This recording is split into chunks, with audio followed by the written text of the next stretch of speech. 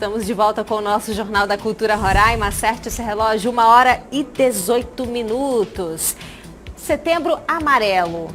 Mais uma cor para o nosso Setembro Amarelo. É um assunto delicado, meio polêmico. Algumas pessoas dizem que nós jornalistas não devemos falar tanto sobre esse assunto, mas existem regras e a gente sabe delas. Mas falar sobre saúde mental é muito importante. E os casos de depressão, gente, aumentaram demais. A gente tem aqui um dado, inclusive, para poder trazer para vocês, para poder chamar a matéria. São mais de 75 mil brasileiros que se afastaram do trabalho por conta da depressão, isso no ano de 2021. E mais informações na matéria a seguir. Parecia alguém triste com depressão, diga, frescura, vai fazer alguma coisa. Não é frescura. Há 9 anos, seu Euclides sofreu com uma doença silenciosa que por meses lhe excluiu do mundo, a depressão. E eu tenho problema no quadril. Eu tive que operar. E nesse meio tempo que eu preparei a papelada e os exames, eu me separei. Aí eu entrei em depressão. Eu passei 1 ano acumulando doenças da cabeça para o corpo sem ter nada. Tipo dor de cabeça, gastrite, não dormia direito. Eu deitava triste, eu dormia triste, eu acordava triste, passava o dia triste e a minha tristeza era completa. O processo é complicado e demorado e a cura é diária. Eu me afastei do emprego, fiquei 1 ano em casa, sem fazer nada, acumulando doenças e perdendo peso. Eu perdi 10 quilos, até que um dia a médica que cuidava da minha cirurgia, né, que eu ia fazer, me pediu um exame de AIDS. Fiquei doente mesmo, eu não consegui abrir o exame porque eu havia colocado na minha cabeça que eu estava com AIDS. Saí da consulta doente, escolhi o material, de posse do exame, joguei no guarda-roupa e fui tentar o suicídio. Tentei 3 vezes. A mais impactante foi na forca, a última. Coloquei a corda no pescoço, olhei para o alto e disse, pai, me leva, pai. Eu não quero mais viver. Ao invés do pai me levar, ele prendeu minhas pernas. Eu não consegui mexer nenhuma das pernas. Quando eu tirei a corda do pescoço, a minha perna voltou ao normal. Aí eu fui abrir o exame de AIDS. Negativo, eu não tinha AIDS. 10 dias depois eu estava curado. Eu não tinha doença nenhuma mais. Fui conversar com Deus. Pai, o Senhor salvou minha vida, eu quero uma outra atividade. Aos poucos, seu Euclides, além de se levantar, também tenta dar a mão a quem precisa. E para isso, virou até escritor e palestrante. Eu palestrei semana passada na escola militarizada do Calmé. Foi muito show. De manhã e de tarde, sendo que de manhã tinha mais de 200 alunos e à tarde também. 3 crianças no final da palestra vieram ao meu encontro para pedir um abraço. Tio, nós estamos com depressão, nós queremos um abraço do senhor. E as 3 estavam chorando. Quer dizer, é o presente que eu ganho. Dados da Organização Mundial da Saúde afirmam que até 2030 a depressão será a maior causa de perda nos problemas de saúde.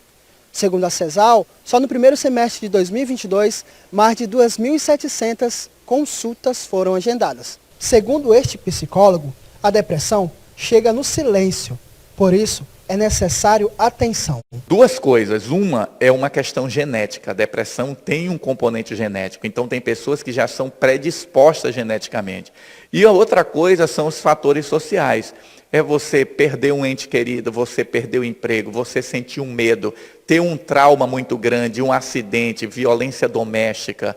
Todas as coisas que abalam o teu emocional podem gerar em você uma tristeza, que essa tristeza pode ir se agravando e caminhar para uma depressão. O constante quadro da doença se deve a muita falta de informação e ao preconceito. Muitas vezes as pessoas acham que alguém que está deprimido, ele só está com preguiça. Tanto é que se brinca, dá um trabalho para essa pessoa que ela para de sentir isso. E infelizmente as pessoas às vezes levam de 3 a 5 anos para ter um diagnóstico.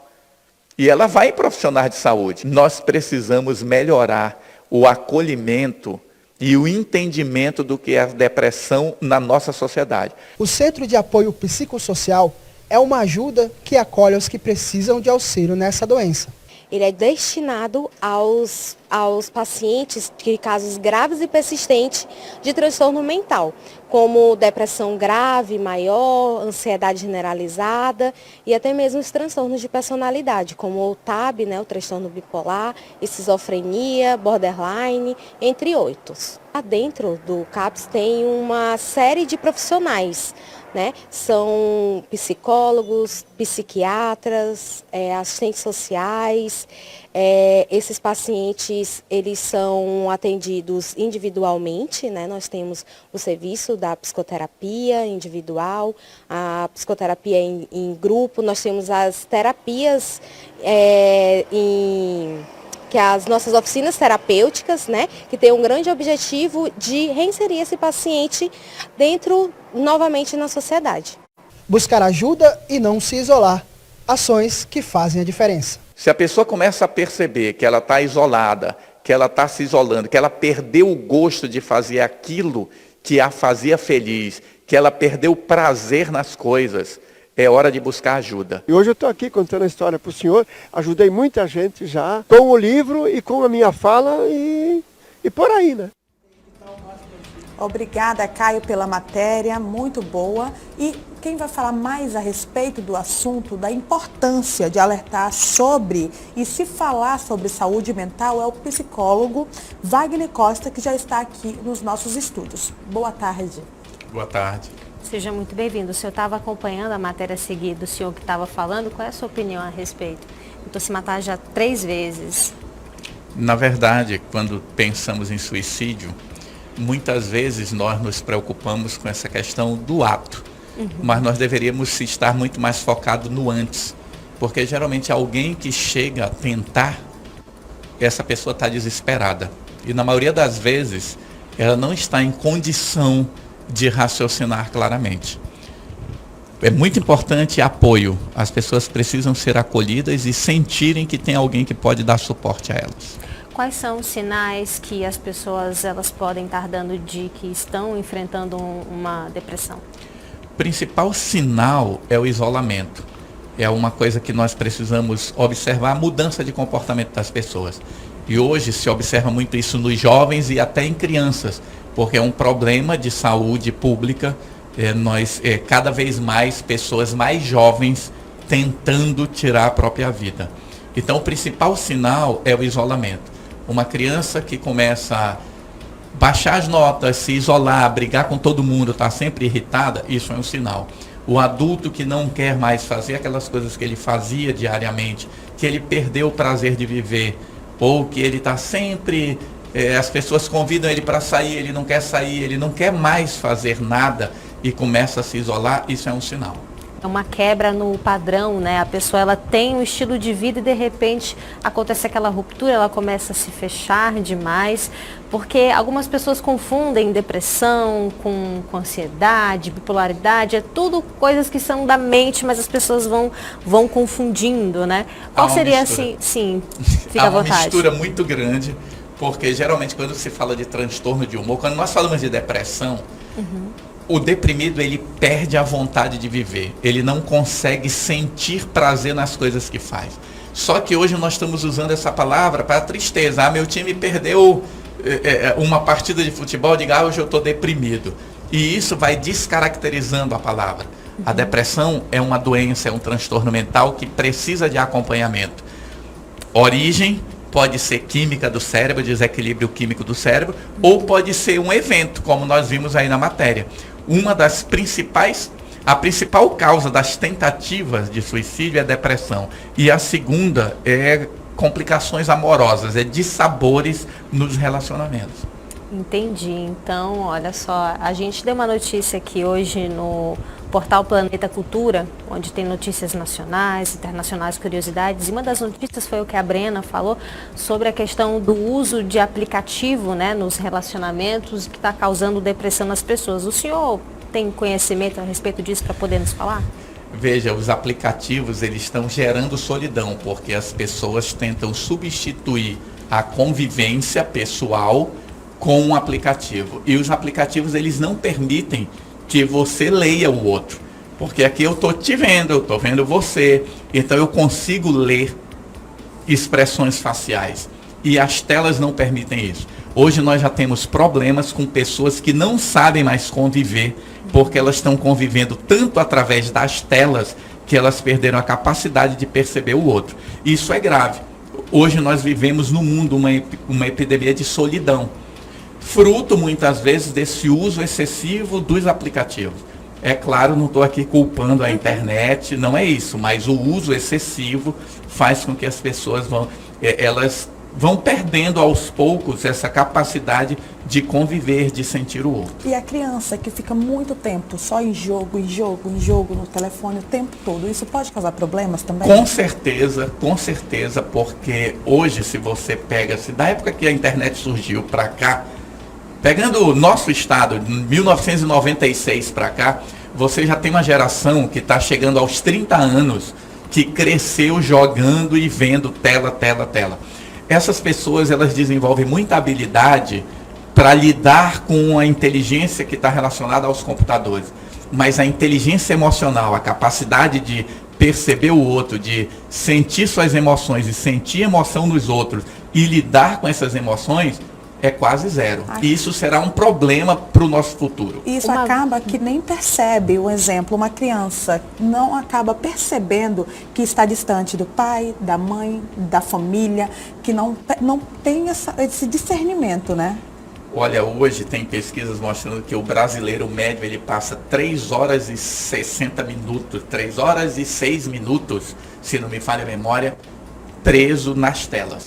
Tem gente que passa muito mais. Então é tempo de convivência. E como nós estamos vivendo uma epidemia de solidão, solidão é uma das principais causas, é o início das depressões. A pessoa se isola, acha que aquele problema só é dela e ela não convive com os outros. Inglaterra já criou o Ministério da Solidão, Estados Unidos está com mais de 50% da população dizendo que está sentindo solidão. Isso é um problema sério. Isso, muito sério. A gente já pensou você sentir solidão, cercada de pessoas à sua volta, né, Breno? Mas o pior de se sentir sozinho é se sentir sozinho tendo pessoas ao seu lado. Exatamente, né? É essa frase que eu queria formular exatamente, porque tem uma diferença da solidão e a solitude. A solitude é você, eu vou sair para comer uma pizza, eu vou sair sozinho, mas eu tô pleno, eu tô feliz. A solidão não, ela já é uma coisa mais... E tem muita gente se sentindo só no meio da multidão.